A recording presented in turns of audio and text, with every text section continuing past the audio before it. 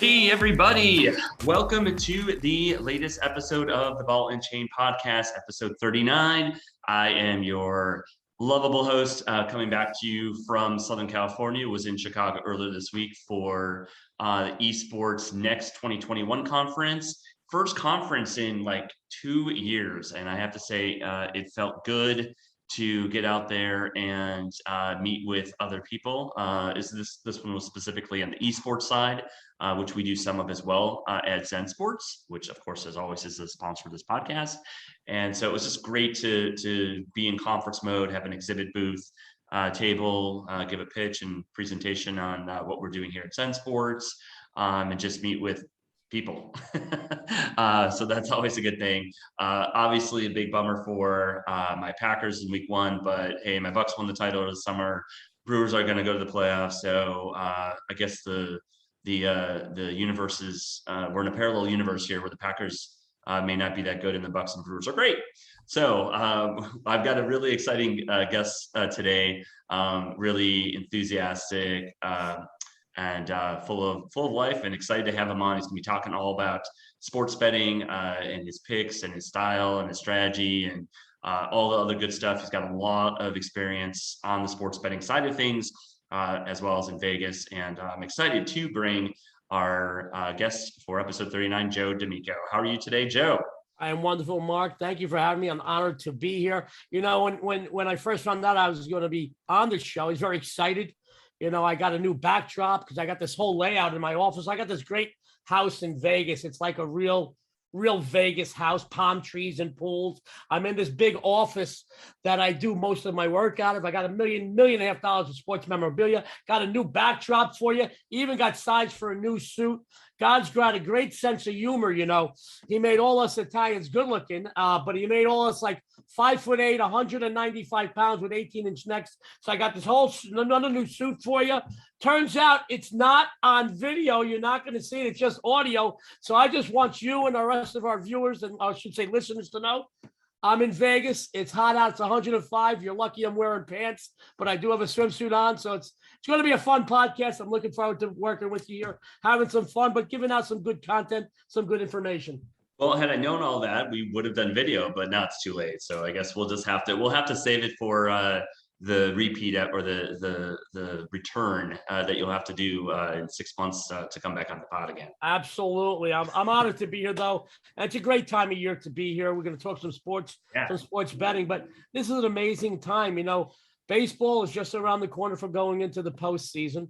We've got full-fledged college football where we're seeing now conference matchups. The NFL is going into another week, and it's just a great time in sports and sports betting. Yeah, so let's dive into it. And I think talking about week 1 of the NFL season last week is probably a good place to start. I believe, if I'm not mistaken, underdogs against the spread were 12-4. Is that correct? Something like that. I believe that, 11 or 12. Yeah, something like that. Yeah. Yeah. So a lot of upsets, not necessarily upsets on the final score on the money line, but a lot of underdogs covering the spread. So a bit of surprise there. And certainly, you know, on the personal side of things, I was pretty shocked that my Packers got blown out as badly as they did. I personally, you know, I moved on to the second week of our survivor pool. I picked the Rams. That was a no-brainer against the Bears.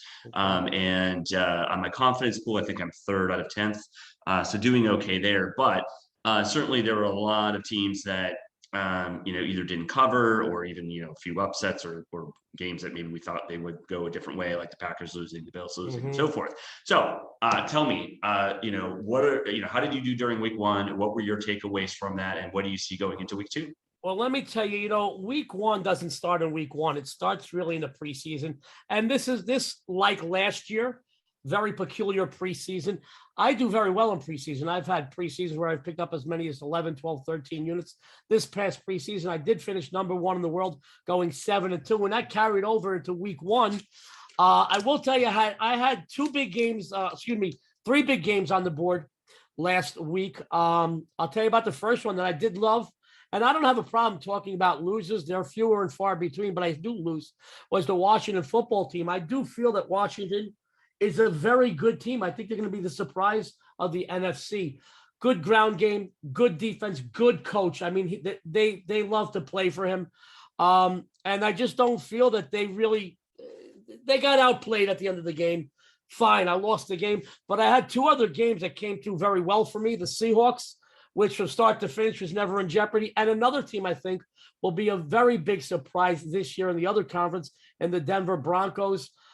Some stability on the offense this year, which is uncharacteristic of this team for several years, and a very good defense that is now healthy. Granted, one of their star players, Chubb, he might be out this week. That's not right now. He's listed as questionable, but Von Miller is in there. This is a very good team. So I finished 2-1 for that Sunday. Went into the Monday night. I really didn't like the game on paper. Gotta love the Ravens. I am a Las Vegan. I'm always going to root for anything hometown. I have gotten tickets to quite a few of the games. I'm not a season ticket holder only because of my schedule, but I got tickets. I'm sitting there next to an NBA player. Ice Cube came over to say hello to me. Little John came over to say hello because they all know me. We'll get into that a little bit later. But I watched a very disorganized Las Vegas offense. They were very disorganized, just make big play after big play on what was supposed to be a very good Baltimore defense. That did shock me. I thought, don't get me wrong, I wasn't going to go there dressed in purple, but I was kind of hoping Baltimore would come in. I didn't have a bet on the game, but only because I know a lot of people that did bet Baltimore. I would expect Baltimore. We could talk about that in a minute. Come back strong this week, but I watched it. It's nice to see Monday Night Football open up the season in Las Vegas, but we have enough time to get through a lot of things. 2-1 week 1 NFL. I am not a guy that likes to play a lot of games. I think quality over quantity. I'll give you an example. I'd rather have one wife that looks and acts like Heidi Klum than 100 that look and act like Rosie O'Donnell. So no, it's true. It's true. You give me a 2-1 day or a 3-1 day, I'll take that over a 10-6 day any day of the week. Yeah, for sure. And so is your thought behind that it's just easier to focus your energy, your research, your stats, et cetera, on just a few games, but rather than trying to spread yourself too thin? No, actually, I'm always a less is more guy. I'd rather bet more money. I do look at I do the power ratings on every game on the board, college and pro. It takes Monday and Tuesday and into Wednesday. And then I got to look a little further into what my numbers say to do. I put that against some trends and streaks, some injuries, but where our line movements are going to go. But I always go for a few games. I'd rather bet a few games I feel a lot more strongly about than bet a bunch I like a little bit less. Here's the reasoning behind that, Mark. If I have a good day, great. If I have a bad day, I can only use a unit or two. So that means I'm 24 hours away from being back in the plus column. To me, it's always about value. To me, it's always about money management and how often I can put money in my pocket. I want to put money in my pocket every day and every week for sure. But you can't win every day. You can't win every week. So you try to minimize your losses, maximize your expenditures. Yeah, no, that makes 100% sense.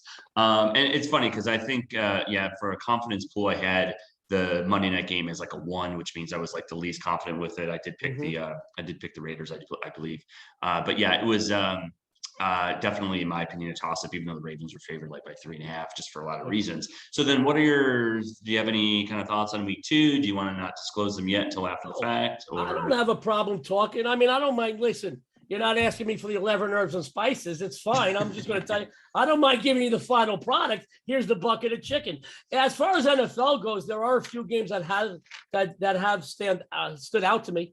I haven't made final decisions yet, but just to let a cat out of the bag on 1 or 2 plays, I don't have a problem with that.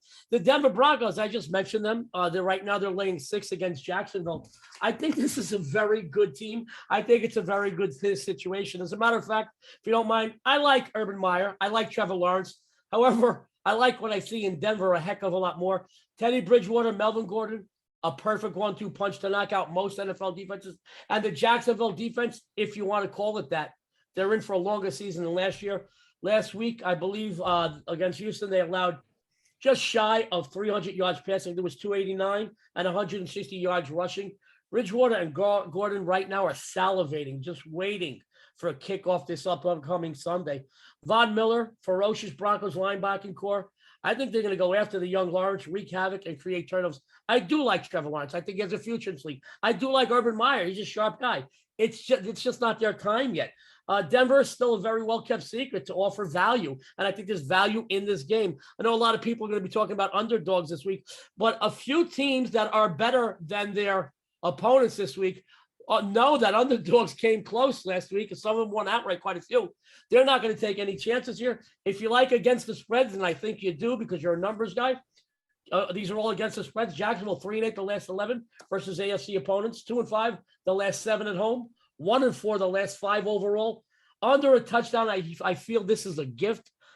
My power ratings have this about 6.5, 7, but I just like the situation so much because of the Denver defense. I think they're going to get Trevor Lawrence off the field. I think then their offense will have time and make the Jacksonville defense pay and get tired come the second half.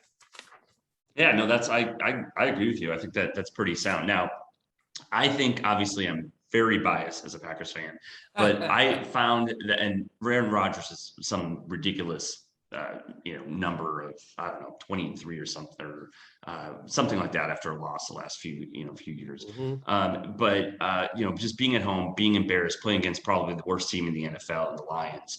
I think the line is like 12 or 11.5 or something. So I actually expect to cover. That's a lot of points, but I still expect them to cover on that one, which is, I mean, it's not easy, but I'm obviously hopeful. So we've done all these picks and talked about the NFL, but we haven't given everybody your background, and you have this unbelievable sports betting background, and everything else that you've done. So why don't we do this a little bit in reverse? We gave some picks, so hopefully the audience was listening and didn't tune out. And now they are ready to know all about Joe D'Amico. So let's dive into that, and then I definitely have some more sports betting questions. By the way, we could let the audience know that I got more picks if there's time later. Tune in and win, guys. As far as my background, Mark, it is interesting. I grew up in a wonderful place. It was a playground to me, Little Italy, New York City. Rules didn't apply to us. Like many, where I grew up, I started when I was 10 years old with football sheets in the schoolyard. For those of you who don't know what football sheets are, they're like parlay cards, but for illegal bookmakers, at which we didn't know what an illegal bookmaker was, although you couldn't swing a dead cat without hitting one in my neighborhood. So I had football sheets when I was 10 years old. For the next few years, I had a very large clientele. By the time I was 12, 13, very young age, I worked for the largest bookmaking operation in the tri-state area. There were 2 bookmakers from my neighborhood. They were partners. They were the largest book. They had probably 25 offices throughout the tri-state area. Yeah, it was illegal. Statute of limitations is over. Nobody's going to nab my butt on that. But I learned a lot about what to do about betting and what not to do, which to me is more important. I was not a bettor at this point, Mark. I really wasn't. I used to go to the racetrack with my father, have fun, but I was not a guy who's, let's go down to AC, let's go gamble. No, not at all. I came out, I was 20 years old, and I had a chip on my shoulder, and came out to Vegas with 4 friends. My father got us a 5-room suite at the old Aladdin. I can tell you off the record, we had a lot of fun. After the first few days, I couldn't even talk. Literally, I couldn't talk. So I told the guys, you go out, I'm staying in. I stood in. The next morning when they were coming in, I went out, I got some breakfast. I still have the friend. He was a bartender. He's now a casino, a food and beverage manager now, but he was a bartender then. And I said, Dave, I mean, I'm kind of bored. It's like 8 a.m. What do I do if I'm not going to gamble? I'm not playing golf. It's rainy out. What can I do? He says, you know, my wife, and his wife was a cocktail waitress. She says she's a cocktail waitress at night, but during the day, she shows houses. She gets like $100 for everyone that she shows house to. I said, call her up. Well, she showed me like 3 or 4 different happening neighborhoods, all on the west side of the Strip. I loved the city so much. I bought a house during my stay. I literally said, come back to the hotel. I'm going to go upstairs. I'm going to get you some money. I'm going to make an offer on one of the houses. I got her a block of money. I still remember what I paid her and what the house was worth. I says, here's $20,000 as the down payment. I was 20 years old. I says, I'm moving out here. I want that house, the corner lot, but I want an upgrade. If you get me an okay and all that, I'll buy the house. Moved out to Vegas. I immediately went to work for a race and sports book, and I climbed the ladder of success very quickly. I liked it. I learned a lot. However, it wasn't really challenging for me. So then I went to work for the biggest lines maker in the world. We actually made the Vegas line. Learned a lot there, contributed a lot. climbed the ladder of success, still wasn't challenged. I said, I need more. I need something a little more. So I went to work alongside two of the biggest handicappers in the world. First was Jim Feist. The next was Wayne Root. And I love Jim and Wayne. They're still friends. As a matter of fact, I'm doing Wayne's show tomorrow. And I will tell you this. I worked alongside them and had a lot of fun, learned a lot, but also found that I could pick winners as good or better than anybody. So 2006, I opened up All American Sports. Within the first few years, we became the highest grossing sports information service in the world. We were doing as much as $5 million a year in sales. I sold it a couple of years ago to a major sports brand. They put another type of office where I had it. It is still built to do what we did and sell information. And then right now, what I do is I write columns for national publications like Gannett News, 120 newspapers. I was writing for the Gaming Today up until this past year. My schedule got a little too busy, but I was in the column for, I wrote an entertainment column. I wrote 3 baseball columns and 3 college football columns, finished first in every single season of each one. Now what I do is I have a free pick phone that everybody can call every day. Hey, this is World Champion Sports Handicapper Joe D'Amigo. Today I've got a free pick winner for you, but you can call my pay pick hotline for my highest rated play, stuff like that. In the 6 years I had the free pick phone, we hit about 65%, and we can put a game up every day. Nice. Yeah, and I contribute to quite a few websites like Vegas Top Dogs, Sports Capping, Game Changers, Sports Memo, Pick Dogs, Winning Cappers, Vegas Winners. I'm on quite a few websites, and people can buy my picks. I mean, I also have personal clients. That goes without saying. I've always had personal clients because guys call me up. They want my information. They need my information. I take pity on a lot of people because some people just can't win, and I feel bad for them. Unfortunately, I can't sing and dance. So, Mark, this is what I can do. Let me tell you, this isn't really what I can do, though. This is who I am. I walk it like I talk it. I bet every game I put out. It is a business for me. I don't check scores. I check them the next morning. I enjoy what I do. I was sitting around one night with some of the most famous people in the world. I was sitting around with Nick Cage, Carrot Top, Wayne Newton. I was sitting around with Chris Kale from Five Finger Death Punch, my friend, all friends of mine, Vince Neil from Motley Crue. And meanwhile, I was talking, everybody was listening. And Vince actually said, but how'd you get involved in what you're doing? I said, Vince, because I can't sing like you. And it was a big joke. Everybody laughed. But if I could sing, I wouldn't be where I am right now, Mark. So let me ask you this. Is it hard to go from betting to most of your focus being on giving information versus the betting? I mean, because it's not an easy transition for everybody. Not everybody wants to do it. It sounds like you still bet some, but probably you spend more time on the information side of things. Is that correct? I spend an enormous amount of time picking winners. I bet every game I release. Every game I release, if it's on a website, I bet it. I am a large bettor. I'm known as the Las Vegas's biggest daily sports bettor. But no, I listen, giving information out is just a bonus for me. I could still just do what I do and make a large amount of money every year betting games. But this is a bonus for me. Plus, I really take a lot of pride in this. There's some ego involved. I got a Napoleon complex. I'm a short guy with a big ego, but I do like helping people. I know people can't win on their own. And like I said, unfortunately, I can't sing and dance. I could pick more winners than losers. So do you bet with like the big brick and mortar casinos that you just walk into? Do you have to have a runner because they know who you are too well? Like, walk me through what that betting experience is like for you in Vegas. Well, if they see me coming, some places that I don't want to mention will automatically move a line when I walk in and say, hey, I want the Packers this week. They'll automatically, well, if you want, it's going to go to 12.5, 13. So I stay away from them, but there's some places that treat me very well. We could talk about those if you want.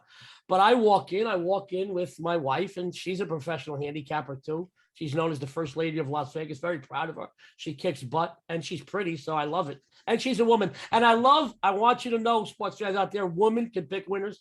I know a lot of people think this is just a boys' club, and it's only guys allowed.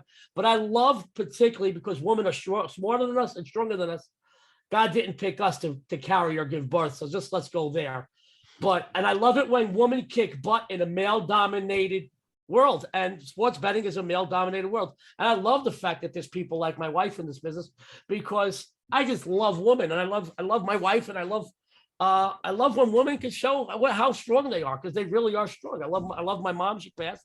I love my sister. I love my wife, and I got 3 dogs in the house that are females. And I got to tell you, man, I love those women, and I love when women could do what we can do, only better.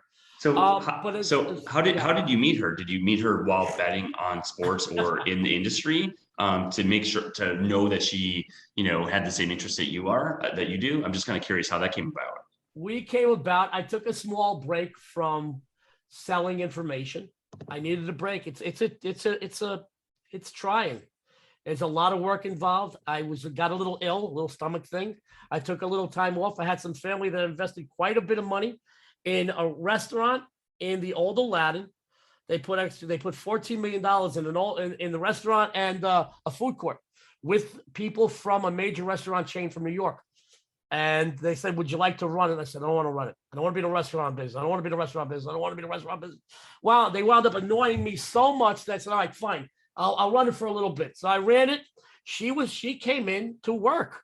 She was a bettor, but she came into work because she like me always wanted steady jobs and steady income and benefits and things like that for our family. So we met like that. And a long story short, I would probably get arrested for it now, but I called her one night. She was working for me, and I said, "How'd you like a better shift?" And we were talking on the phone. We got along, and technically now that would probably be a form of harassment, although it wasn't harassment. I actually called her to get a better shift because I liked her. She was nice and she worked hard.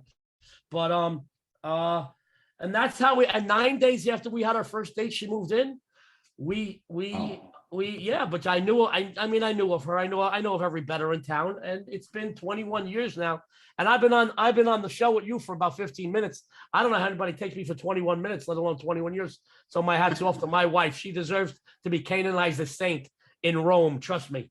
Well, having common interests, that's a big deal, right? You want to be able to have things to talk about. You want to be able to have conversation. And so I'm sure that's going to be a big part of it, right? Because you can easily, shoot the shit about all the, the good, the bad, and the ugly on both sides, both the betting piece as well as, the information services side. Because obviously, as you said, that's probably a ton of work, almost just as much, if not more, than actual betting piece. So I think having those kinds of things in common with a partner is important. Yes, plus she's just like me and she knows me. I'm a little superstitious. There's things we do we don't talk about, and we don't ask each other. Her office is next to mine. I hear her sometimes because I don't check scores at night. She doesn't check scores at night. I'll look the next day when I wake up. It doesn't. That's So do you never actually watch the games that you're betting on then? I rarely watch the games I'm betting on. I'll watch some sometimes. I'll go if I'm going to a game. I might put something on it if I don't like it, just to watch it, just to stimulate some interest. Sure. But to me, if it's not going to bring me a real profit, it's not worth it for me. I enjoy sports. I love sports. My wife and I have been to, I believe, just about every baseball stadium in the country. I think we've been through about half of the football stadiums, and quite a few of the basketball arenas. So we've been through a lot. God knows we've been to every fight. So we go to a lot of them. Some of them we bet on, some we don't. We don't, and if sometimes we don't know who each other is betting on, so we leave that one alone. But no, we have to. In this house, you gotta. We're superstitious. Have you ever found that you were on opposite sides of a bet before? With your wife? No, not really, because this is the first year she went as a professional handicapper. And I don't even track her games. All I know is she's kicking butt. So, no, not really, because when I have serious money on games, she leaves me alone. She knows I just, I don't watch the games I have the money on. I really don't. I'll watch other games. So I'll say, "Hey, do you got anything on any of these games?" No. Oh, no. Okay, we'll watch this one. Fine. But I know there's a lot of guys in the industry, and more power to them if it works for them and the people that follow them or buy their picks that watch like 40 hours of games over a weekend. I can't do that. I need to step back from it. I have better focus when I step back. If I watch too much, I tend to overthink things. I think a lot of the general public does that too, because they might watch the games last week. They'll think they know the outcomes this week. Then the next thing you know, they're in the poorhouse and they're alone. I really think that sometimes you could overthink things. I put a lot of thought into what I do, but I never think I know too much about a game. Okay, that makes sense. And then what are your favorite sports or sport to bet on? I mean, clearly everyone loves betting on the NFL, right? And maybe that's what it is, and that's fine if it is. But do you have any others that you love to bet on as well too? I got 5. The 5 that I excel at. 5. All right, I'll give me all 5. Give me all 5. College and pro football, college and pro basketball, and baseball. I don't do hockey. I'm not a big I don't have nothing against hockey. I make fun of it on the air, only because if I make fun of it, then I don't have to cover it. Because if I don't make fun of it and I make a comment about it positively, people go, "Oh, well, you should be handicapped." I don't want to handicap it. I excel at these 5. I'm good at these 5. I don't bet WNBA. I don't bet a lot of UFC. I've bet maybe 5 or 6. Boxing, I will bet if I really feel strongly about it. I've been known to clean up over the years on boxing, and even the few UFC bets that I've made, I've come in with enormous paydays, enormous as far as the betting profits go. But I stay with baseball. I love baseball. I think it's the purest sport in the world. I think it's just, there's a science to it. If you can pick baseball, you can pick any sport. Baseball is tough, and I love baseball because I like to beat baseball, and I do beat baseball. I love college and pro basketball, especially college. It's just very exciting. You got it 6-7 days a week. I don't bet every day, Mark. I want you to know that. On daily sports, and sports fans out there that are listening, we don't consider football a daily sport. 95% of your games are played Saturday and Sunday. Baseball and basketball are played 7 days a week. I don't have to play every day and don't play every day. And for me, that works. But there is action if you want it every day. You could watch some games every day. You could enjoy college and pro basketball every day, and baseball. I love the daily sports for that reason. You can wake up any hour of the day and watch a replay, or even a live game or a replay that evening. And I love that. Football, 95% of your games are Saturday and Sunday. I love football. I mean, college football to me is extremely exciting, but you are right. NFL is king in sports betting. If you get 100 sports bettors in a room, all 100 will bet pro football. So it's fun, and it stimulates a lot of interest around the betting world and around the country. Yeah. Now, on the baseball side of things, I think it seems like over/under betting is much easier than money line and point spread betting in baseball. It seems a little bit more consistent, a little bit more predictable.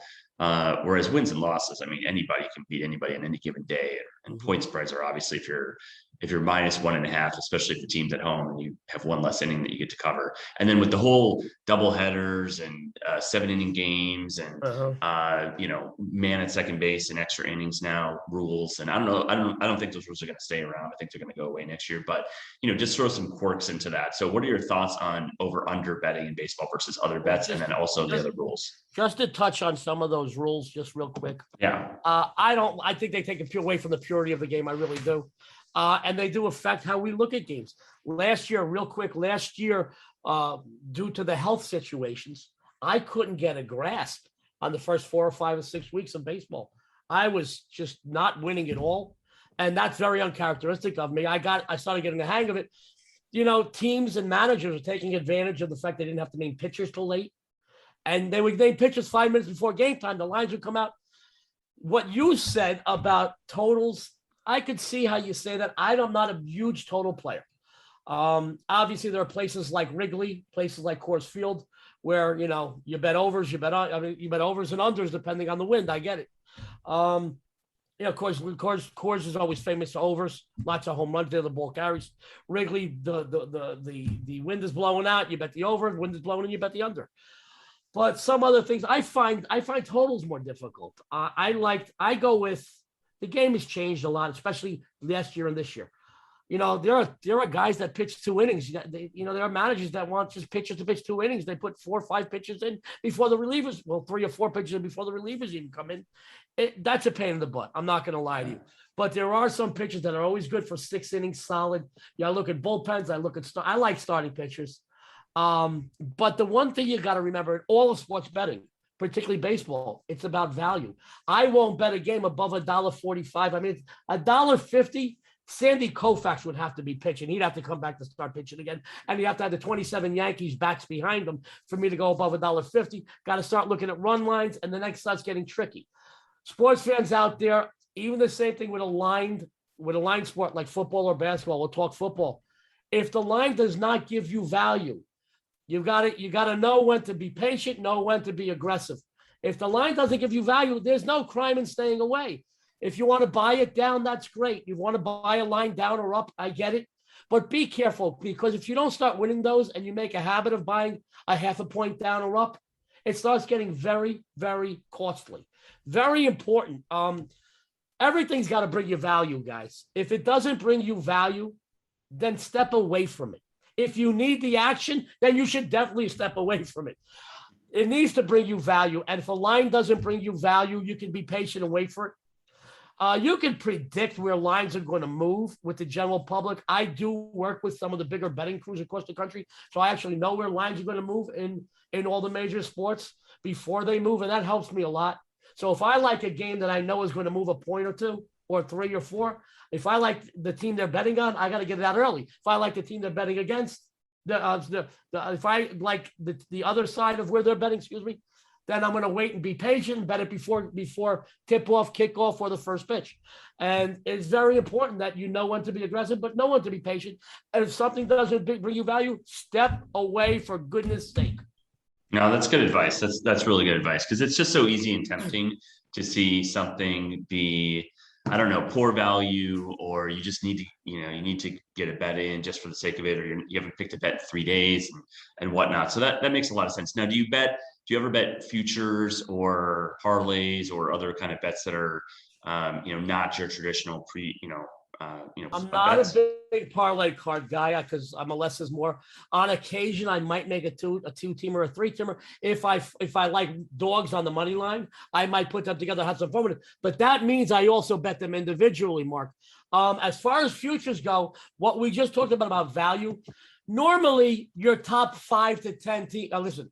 Normally, you're not going to get a team that isn't in your top 10 in college football that's going to win the national championship. Doesn't offer you a lot of value, tying your money up for 5 or 6 or 7 months. Same thing with the NFL. Listen, I mean, Kansas City, Green Bay, Buffalo, Tampa Bay, they're all favorites. They're not going to give. I doubt you're going to see a team that's 15 or 20 to 1 win the Super Bowl. But you can make a little bit of money. I mean, prior to the season starting, they asked me to do some shows and give out some futures. And I thought there was some value in a few futures. I put a couple of bucks on the Washington football team to win the NFC East. I'm not sold on Dallas. I'm not a big Dak Prescott fan. I don't think he's a great leader. I think their defense has more holes than the Titanic. Their special teams, heck, that belongs in special ed. Horrible all around. I don't like their coach. I think their coach had his time. All right, that leaves the Giants and Philly. Philly, hey, they came up with a good game last week. Great. But if you could put the Eagles and the Giants together, you still wouldn't be able to field a double-digit winning team. That leaves Washington, great defense, great coach, good running game. I think they have what it takes. I also put a couple bucks on the Seattle Seahawks to win the NFC West. Right now, odds makers have both the Rams and the Rams and the 49ers, about even, depending on where you go, to win that division. I am not. So listen, I'm Italian. I want to root for Jimmy Garoppolo. I want to root for anybody Italian. But he reminds me of Samuel L. Jackson's character in Unbreakable. The guy he goes to his refrigerator at night for an Oreo and a glass of milk. He breaks an ankle.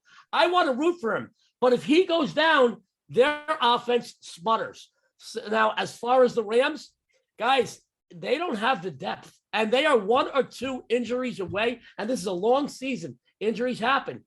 From that team, bagging groceries come January. That leaves Seattle to me. And I like Seattle. This is a good team, good nucleus, smart coach. And they got some real seasoned veterans. I don't know. I really went and looked at their depth chart. I looked at their roster, I should say. They've got more veterans on that team than I think just about any other squad in the NFL. And I think they know that the nucleus, if they don't win something significant this year, they're going to start breaking up. And I don't think they want that. I think they're a good team. As far as betting futures, Mark, it really has to offer me value. If I don't get better than 3 or 4 to 1, to be honest with you, it's not going to offer me value. I can bet more on a game or two over the next month and make more and have better odds than locking my money up for 6 months. But it was back in the day that somebody from your neck of the woods, maybe Fond du Lac, Wisconsin, would come out, bet 100 on the Packers to win the Super Bowl, or an Ohio State alumni bet 100 on the Buckeyes to win the national championship. They went back home. They had action all year. That's great. But if you're looking to make serious money, I really don't see too many teams that are better than 7 or 8 to 1 that are going to win the Super Bowl, going to win the national championship. I mean, you could find some fun on over/under season win totals. There's some value in that. But once again, you're looking at maybe 1.5, 2 to 1 on some of these bets. For me, I'd rather bet more on an individual game.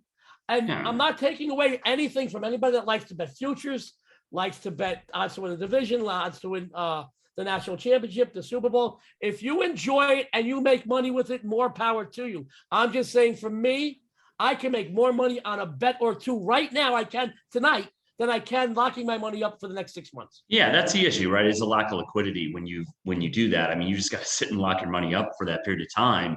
I think the trend is moving away from futures betting to, I mean, if anything, more even micro and in-game betting. Not necessarily, those that are more astute like yourself, but those especially that are casual fans and want kind of more in-game action, or they happen to be at the game and they're like, okay, this game's a bore, this game's a drag. Let me put something on, I don't know, the next quarter or the next play even, just to spice things up a little bit, or they're sitting there with their buddies and they just want to bet on that versus, oh yeah, I'll just tie my money up for 4, 5, 6 months. It just doesn't seem like it makes a lot of sense. It doesn't. And to be honest with you, if you really need to make a bet to spice things up, I advise going to Pornhub or one of the other adult channels. Well, no, I'm more referring to those that are. No, not you. I mean, out there, I know people, they need the action, need the action, need the action. Yeah. If you're betting $5 and $10, I mean, it still should be profitable at the end of the day. If you need the action, I get putting 50 or 100 on a game, going down to the bar, watching it with your buddies, or a lady going down watching with her girlfriends, or a couple, or going to the game. I get it. But if you really need the action, man, step away. It's not about action. It's about making money. It's about having fun. And it's been my experience, Mark, that when I'm making money, it's always more fun. So are you running into any issues from a liquidity standpoint? Like you said that some places treat you well in Vegas, some places don't. What are your thoughts on casinos drastically reducing liquidity or even banning players? Nowadays, where it seems to be pretty prevalent. You don't have to win that much sometimes nowadays, and they'll do that. What are your thoughts on books reducing liquidity or? I can tell you this: everybody treats me well in Vegas. I've been here 31 years, and I'm very lucky. I've made a lot of friends, and everybody treats me well. The fact that some sports books see me coming and they might raise a number, I don't take that personal. I take that as, they're afraid of me, so that's fine. But there are some great places out there. Like, I like the Circa now. It's fun, but I really love the Westgate. I'm always going to love the Westgate because I could go down there and they're fine with me. I love Jimmy Vaccaro over at the South Point, man. Jimmy is the only old school sportsbook director in town. If I walk in, even when they take my bets, they got to run over to the darn computer and check it. And okay. And Jimmy I can walk in there with a suitcase and he'll take it. Do you know why? Because if I win my bet, he knows that he's going to make it back tomorrow from the general public. If I lose my bet, he knows I'll be back tomorrow to try to win it. He gets it. So listen, if I have to explain to you why you shouldn't wear a suit that has plaid pants and polka dot shirt, it's already too late. Some people get it, some people don't. Jimmy gets it. The people at the Westgate get it. But as far as what happens, listen, I will tell you this, and I'm an advocate for Vegas. Vegas has changed over the years. Okay. I do remember guys like Gene Mayday at Little Caesars, which is a little place where the Paris sits now. It was in a strip mall, dirty little dive joint. I remember guys walking in with suitcases and betting them on games. And Gene Mayday would take any bet. And I love that about him. And, it is not the same anymore. It's more business. It's more corporate. But Vegas still takes care of people. You just got to do the right thing. I know that there's some people in my business that like to go and take their 15 minutes of fame on social media, and they like to curse and MF people in this business. I don't curse anybody, but I can tell you that there are people that do that, and maybe they're not treated so well because they like to curse at certain sportsbooks. Maybe that sportsbook didn't kiss their butt or give them a full comp when they walked in, and then they say, "Oh, this place." I've never been treated poorly by a Las Vegas casino in my life, maybe because I am Joe D'Amico, but I also walk in like a customer appreciative of being in a Las Vegas casino. I don't walk in like I own the joint. I mean, I get away with a lot. I have fun in these casinos. Don't get me wrong. They offer me a lot, but I also walk in with the respect for the establishment, just like I would walk into your house for dinner and I would bring wine, dessert, and bread and say, please and thank you. It's the same thing. You walk into my house, I expect a little bit of respect. Yeah, no, I mean, so it's so true. I mean, I like to go to Vegas and gamble a few times a year, and my casino host treats me really well and gives me great comps. But I tip really well. I treat everybody really well. I'm super respectful of win or lose, and I've done pretty well the last few years. Just happens to be had some luck, but yeah, I mean, at the end of the day, if you treat them well and you tip and all that good stuff that goes along with it, they're going to be glad to have you back. They don't care if you win in that regard. So I think that's really, really a great point that you make, where everyone's like, oh, the casinos just can't let you win under any circumstances. That's bullshit. Like, they understand that they'll make it up from the next person that walks in. And as long as you treat them well, they're happy to have your business. Absolutely. And listen, I do a lot of shows, and people, every once in a while, someone goes, what about those people that come to Vegas, they lose their house? Well, first of all, that guy was going to lose his house in Cincinnati. He didn't need to come to Vegas to lose his house. He would have gambled it away or lost it somehow in Cincinnati. Let me tell you about the average person who comes to Vegas. I'm not talking about COVID years in the last year and a half, 2 years that we've had to deal with these health restrictions. I want to tell you about Vegas. Average person comes here. First of all, we get about 47 to 50 million people a year come here. Let me tell you what they get. They get the best weather you could ever possibly imagine. They get to stay in 4-star hotels. I'm too old for them, the best day in nightclubs, I'm told, in the world. All right, when I first moved here, there was about 8 good restaurants in all of Southern Nevada. Now there's 800. No, really, there was like 8 places you could go eat 31 years ago when I moved here. Now every casino and every block on the west side, the east side, Henderson, North, South has great restaurants. We also have amazing shopping. We have some of the best stores in the world. We also have some of the best bargain stores in the world. We have outlet malls that are amazing. And I'm not above buying an outlet mall. I go down to Nike, I'll spend $2,000 and I'll wind up there with 40 pairs of shoes. I don't have to buy shoes for 2 years. I'm happy. I'm crazy with sneakers. So if I get a scuff on them, I throw them out. But you also are in the Las Vegas is the entertainment capital of the world. Listen, in the last 2 months, my wife and I saw Garth Brooks, Usher, all friends of ours, Joey McIntyre, Debbie Gibson. We went to WWE. We caught a couple of football games, BYU, Arizona, the Ravens and the Raiders. I know I'm missing a few shows, honey. Tomorrow night, we're going to see a little club. We're going to see Sin City Kiss, best tribute band in the world. We're going to see Styx. We have Katy Perry, Carrie Underwood. We have George Strait again. I know I'm missing a bunch. Alanis Morissette. Everybody comes to town. We see. Mark, I got to tell you this funny story. I know that I'm long-winded, but I'm enjoying myself. No, it's good. It's good. It's good. I want to tell you something. This one, maybe 9-day period about a decade ago, my son's grown. He's 24. He'll be 25. He's a United States Marine. I'm very proud of him. Thank you for all of you that serve this country. It's because of you that I get to walk and speak freely. God bless you. I owe you a debt I can't repay. But I want to tell you, I took my son and my wife in like 10-day period. We saw Tony Bennett. We saw Lady Gaga. We saw Lionel Richie. We saw J-Lo. We saw New Edition. We saw the Sex Pistols, and we saw Motley Crue. It was a 9 or 10-day period. Where in the world can you see the Sex Pistols and Tony Bennett in the same week? Nowhere but Vegas. So the people that come here, they get 4-star restaurants. They get 4-star hotels, great weather, day and night clubs, entertainment, shopping. You get the people watch. It's great. And listen, what happens here does stay here. Nobody knows back in Des Moines what you did. And I will tell you this. And if the average person that comes here and gambles and loses, they lose about $400. Yeah. For $400, man, that is a gift. For $400, I spend more than that, just going to the grocery store once a week for the 3 people that live in my house. I'll tell you, Mark, $400, that is a gift. That's a gift given to you early before Christmas, coming to Vegas. And Vegas is the greatest city in the world. There is no city on this planet that could offer you the gambling like Vegas does. I know there's some people who are going to talk about Dubai and here and there and this place and that place. Guys, they are 30 to 40 to 50 years away from ever being Vegas. Plus, they don't have our weather. And, they don't have a lot of, plus they're centrally located. You want to see Hoover Dam, you want to see the Grand Canyon, you want to go skiing, you want to go, to California, you want to take a jet down to Mexico. These are only hour and a half plane rides. These are wonderful. And I'll tell you what, man, I love living here. This is my home, and I'm proud to call it just that.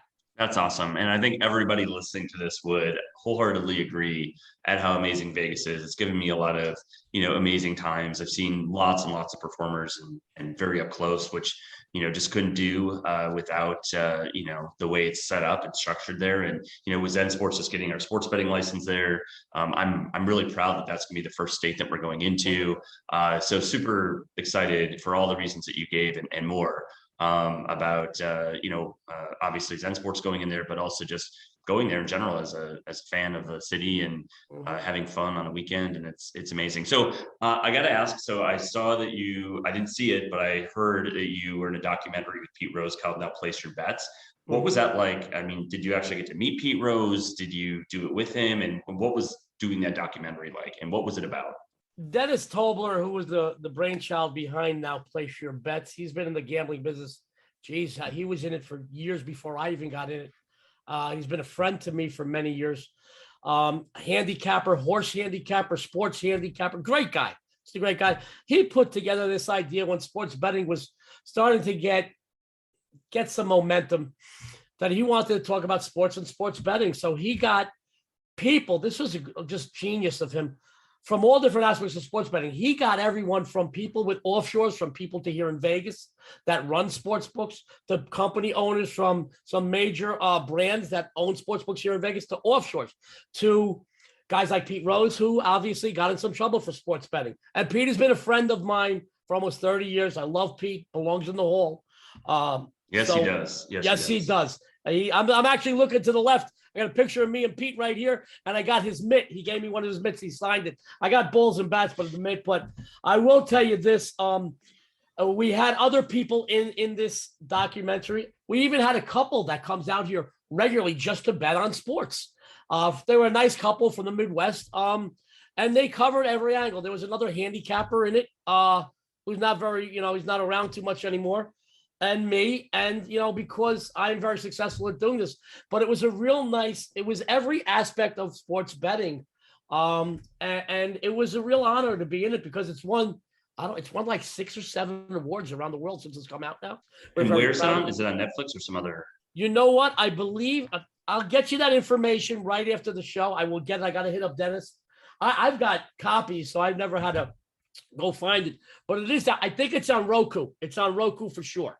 So I can tell you that it covered all aspects of sports betting and sports betting in Vegas. I mean, it had people from offshores too, but it was really interesting, because he was ahead of his time. It was a few years ago, maybe 5 years ago we did this. And when the big wave of legalized sports betting was talk, not many people had it. We were really the only ones at that point. And then a couple other people started putting it on racetracks, and then other states. And now they expect to have at least 30 to 35 states in the next 5 years that have legalized sports betting. Well, it's up to 28 right now. Yeah. Well, it's still, like I said, 30 to 35 just in the next few years. And I think it's going to be 47 to 48. Absolutely. There are 2 or 3 that are. No, Utah won't. Yeah. There's one or two others that are giving it a hard time. But please understand this. When only a few years ago, they thought it was a few $100 million a year industry, and blah, blah, blah. Meanwhile, it is a billion, hundreds of billions of dollars. Hundreds of billions of dollars. Hundreds of billions. Yes. I mean, certain states open up and all of a sudden they're doing 17 billion in a month. No. And you go, wait a minute, we don't need a lottery now. This is, and the state's making money off it. And that's fine with me. I got no problem with that. I got no problem with the government getting their piece, the state and the government. That's fine. I've been paying taxes for years on my bets. I'm not happy about it, but it goes with the territory. I love this country. And you know what? You got to do it.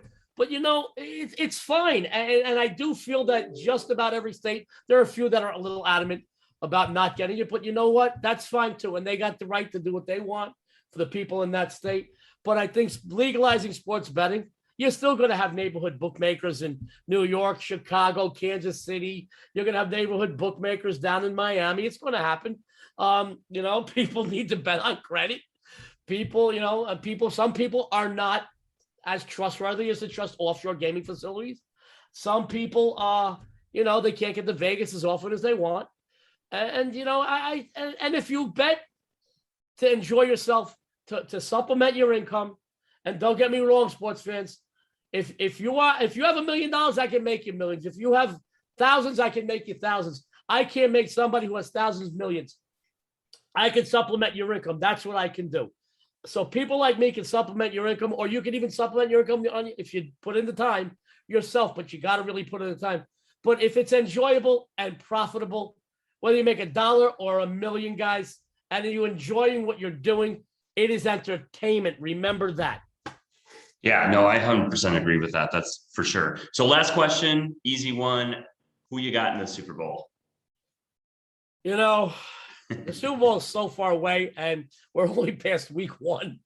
My personal opinion, I think that after Kansas City ran the gauntlet, they lost 2 regular season games last year, but the last week of the season, they lost a game where they pulled all their starters. I'm not counting that. Then they beat 2 decent teams in the playoffs, and then they got their asses whooped and handed to them. And then they got embarrassed. I think that they're going to make a point to win and win and win and win this season. I think as long as Patrick Mahomes stays healthy, they are going to be the team to beat. Can other people, of course, 17 weeks, 17 weeks, playoff Super Bowl, anything can happen at all. A lot of people have been asking me about the Tom Brady and Tampa Bay. Good team. It's hard to believe this guy at his age. I know. I mean, listen, man, I'm only a few years older than this guy, and I get up off the couch and I pull a rotator cuff. So I don't know how he does it, but he still finds a way to win. And I hate. Listen, I'm a New Yorker. I'm a Las Vegan, but I'm a New Yorker. You probably didn't get that from my accent, but I will tell you that I hate everything in the state of Massachusetts. I don't eat clam chowder, cream pie. I hate the Kennedys. He doesn't play for the Patriots anymore. No, I know, but he did. So they still got, but he won what, 6 Super Bowls there. Yeah. I understand that. But it's hard to like anybody that was ever affiliated with any team from Massachusetts, because I'm a New Yorker. That's how it is.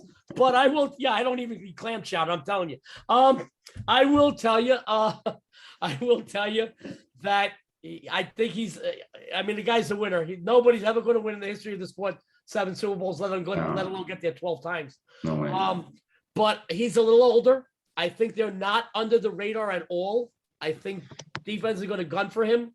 I don't think people are going to be played dirty, but I think people are going to go out of their way to knock him on his ass this year.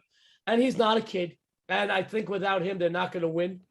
I'm still not in love with their running game. I'm still not in love with their entire defense, guys. They give up a lot of points. Some of the game has changed. I'd like to see him do well because I really do like him. And I met him at several fights out here and several events. We were even at a Kentucky Derby one year together. He's a nice guy. He's fun. I don't see them doing it. I think Kansas City is the team to beat. I'm not a big Pittsburgh Steelers fan. And Big Ben, if you really want to prop bet, who gets hurt first, him or Jimmy Garoppolo?